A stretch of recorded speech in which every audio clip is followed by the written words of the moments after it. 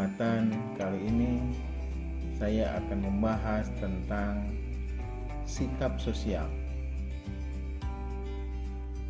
Istilah sikap yang dalam bahasa Inggris disebut dengan attitude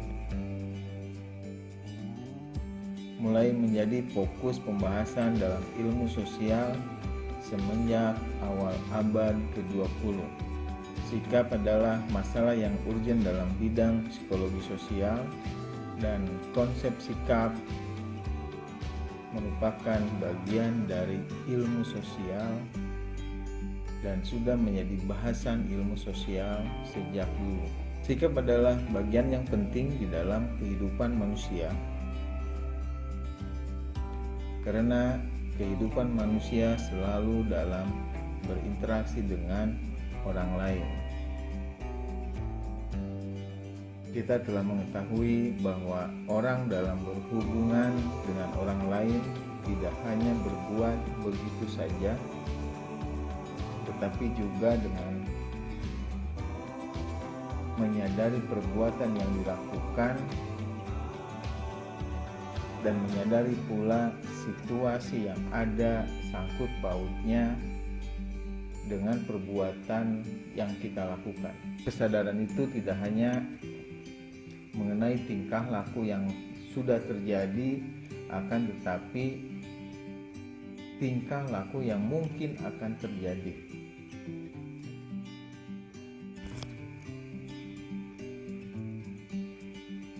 Kesadaran individu yang menentukan perbuatan nyata dan perbuatan-perbuatan yang mungkin akan terjadi, itulah bagian dari dinamika sikap.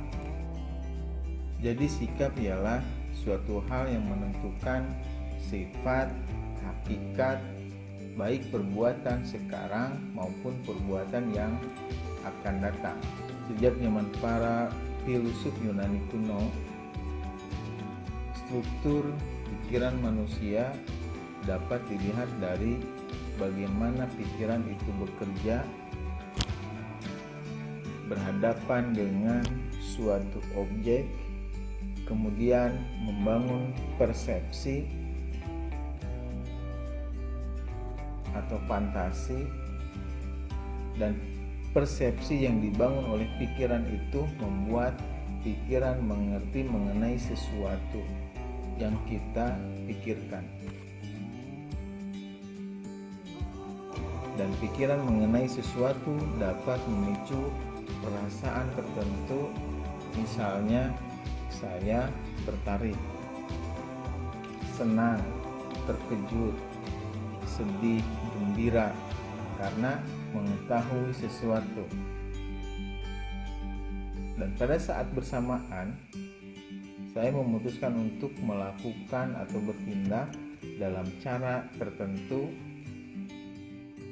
atau tidak bertindak sama sekali.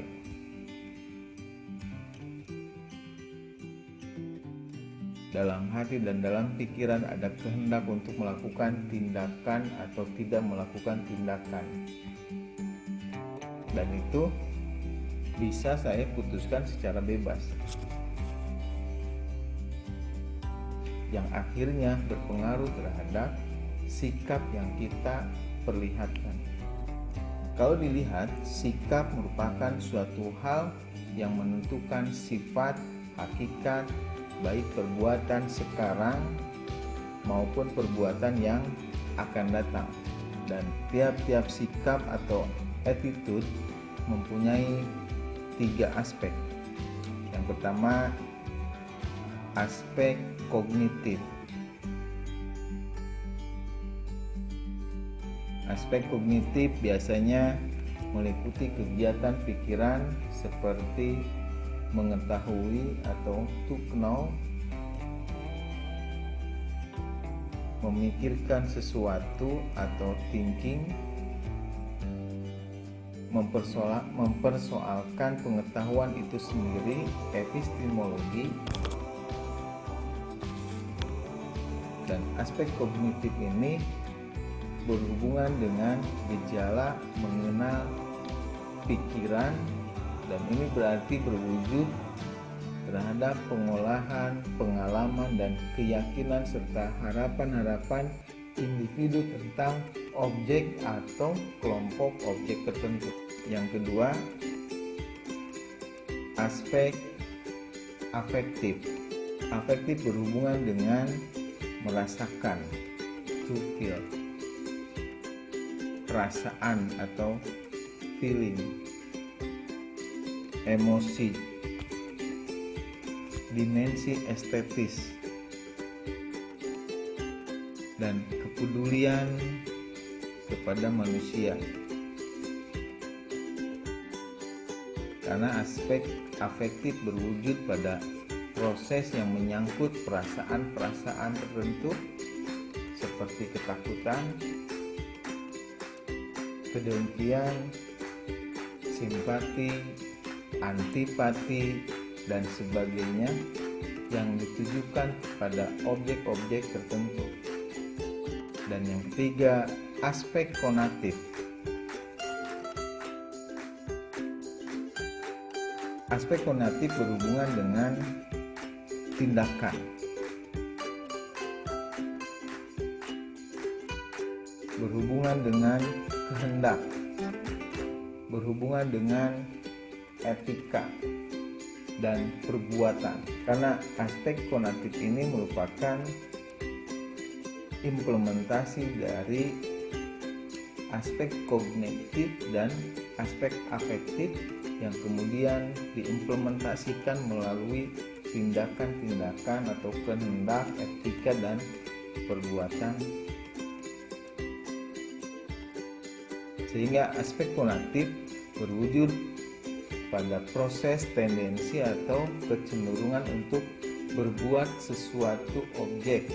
Misalnya, kecenderungan memberi pertolongan, menjauhkan diri,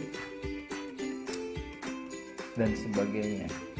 Sikap merupakan kesadaran individu yang menentukan perbuatan yang nyata dalam kegiatan-kegiatan sosial.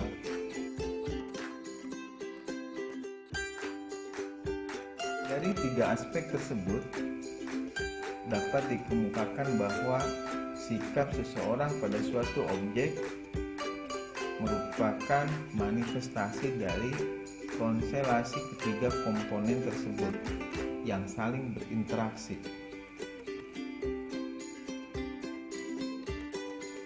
Untuk saling memahami, merasakan, dan berperilaku terhadap objek sikap.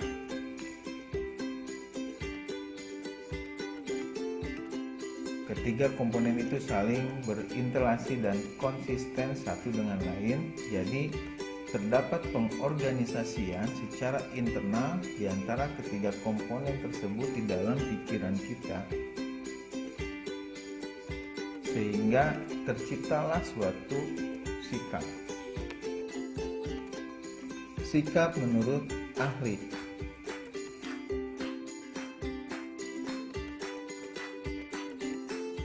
Sikap menurut L.L. Tursion tahun 1946 menyatakan bahwa sikap sebagai tindakan kecenderungan yang bersifat positif atau negatif yang berhubungan dengan objek psikologi yang meliputi simbol, kata, slogan, ide, orang atau lembaga, dan lain-lain.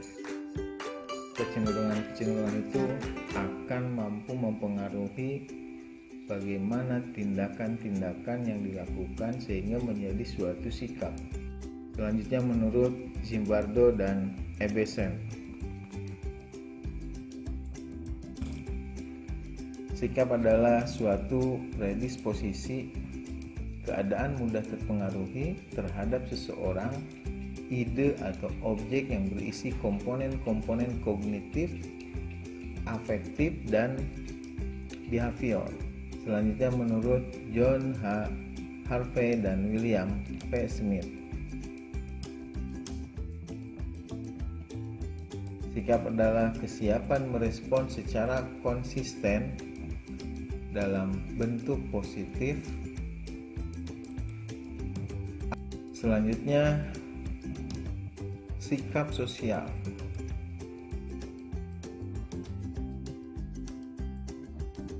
Dari uraian-uraian yang sudah disampaikan, bisa diambil kesimpulan atau didefinisikan bahwa sikap sosial adalah kesadaran individu yang menentukan perbuatan-perbuatan yang nyata yang berulang-ulang terhadap objek sosial.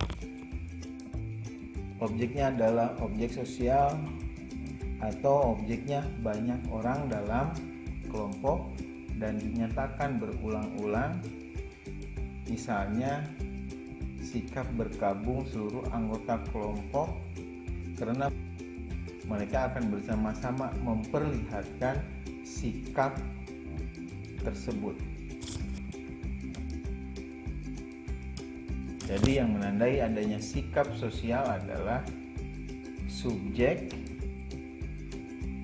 Subjeknya adalah orang-orang dalam kelompoknya. Yang kedua objek. Objeknya sekelompok atau objek sosial. Dan yang ketiga dinyatakan berulang-ulang. Sikap individual.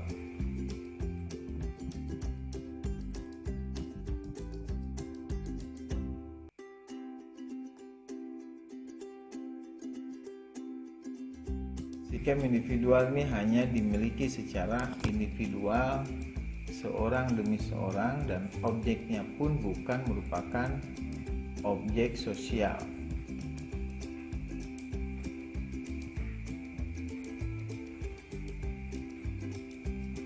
Di samping pembagian sikap atas sosial dan individu, sikap dapat pula dibedakan atas sikap positif yang menunjukkan atau memperlihatkan menerima, mengakui, menyetujui, serta melaksanakan norma-norma yang berlaku di mana individu itu berada.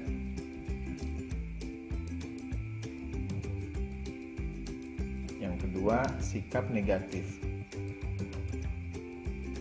Sikap yang menunjukkan atau memperlihatkan penolakan atau tidak menyetujui terhadap norma-norma yang berlaku di mana individu itu berada.